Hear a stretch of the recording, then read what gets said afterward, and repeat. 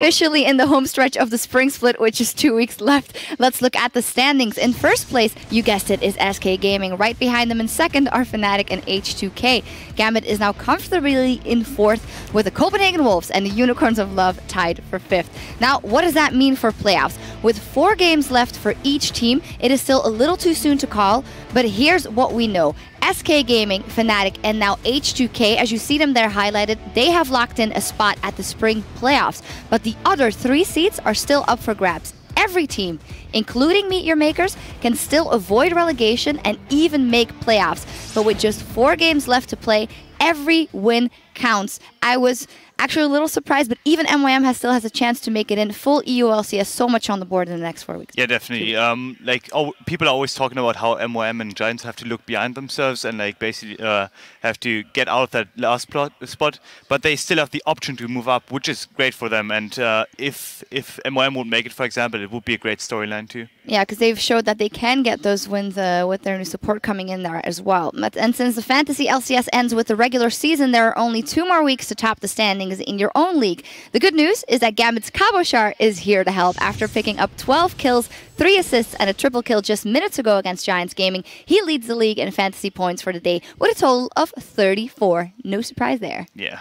That dude killed a lot of people. He certainly did. There were 5 other players stepping up this week, pulling out all the stops with the playoffs inside, earning the title of OP. First one, we got to mention him, Fox, definitely shining the couple of 2 days, 17, 5, 11 in 2 games. Yeah, even when a lot of things went wrong for SK, he was able to pick up the slack and definitely did a great job at performing. Yeah, the second one we want to highlight is Freeze, the AD carry for the Copenhagen Wolves. 6-3-8 as Kalista in the win versus Elements yesterday, although he got a little too aggressive with his lead, but we love that. That's the way he loves to play. Yeah, that triple kill button basically set up for the whole game and basically allowed themselves to stall for the mid to late game where they exceed in comparison to Elements. Talking about Elements, our next OP player, even though they didn't manage to get a win on the board, is Froggen. 8-2-2, a 5 KDA as Zed today versus the Unicorns of Love. Might seem strange, but we called him out before the game, and he did step up for his team. He picked that assassin, he dominated his lane opponent, and he tried to set it up. Exactly. He showed what I wanted out of him. He showed the promise to actually be aggressive, actually try to go for the play, and try to be the one that is deciding or making or breaking the game.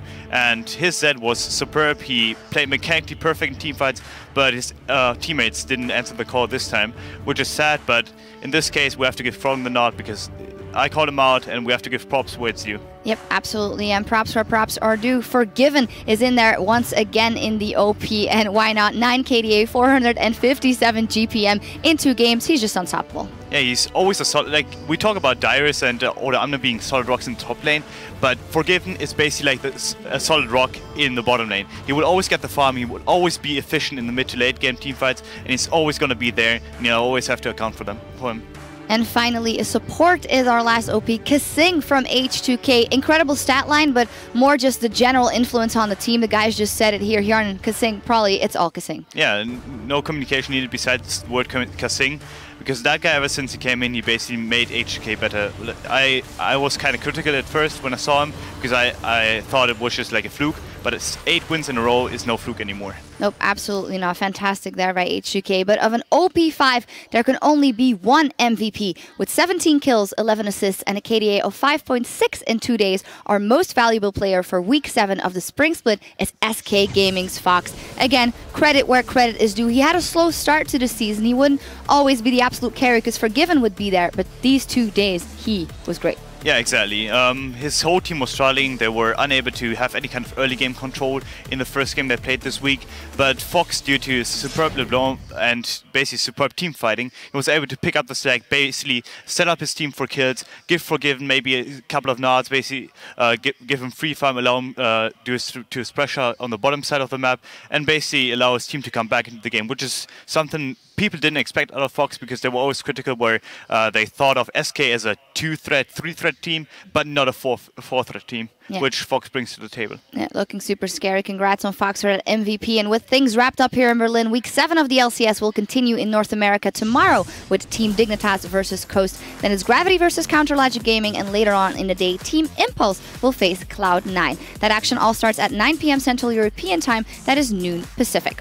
Now, meanwhile, we'll be dark here in Berlin next week as myself, Deficio, and QuickShot travel to Poland for the 2015 Intel Extreme Masters World Championship in Katowice, which runs from March 12th through the 15th. Super excited for that one. And meanwhile, the European LCS will continue in 2 weeks on March 19th back here in Berlin as Elements faces H2K Gaming. The Copenhagen Wolves will take on the Unicorns of Love in a battle for 5th place, and Roccat will take on the 2nd place Fnatic. Yeah, every game is going to count.